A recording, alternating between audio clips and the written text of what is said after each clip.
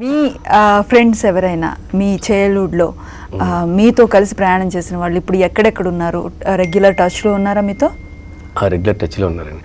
అంటే స్కూల్ డేస్లో ఉన్న ఫ్రెండ్స్ కొంతమంది అండి.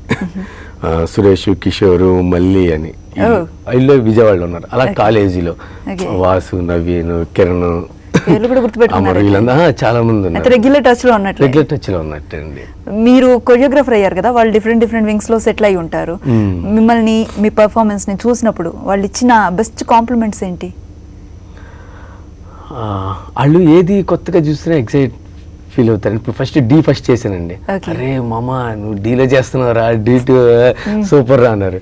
D5 చేసినప్పుడు D5 విన్ అయ్యారా అని.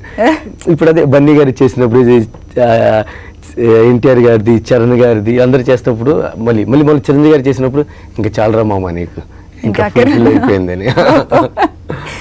ఓకే.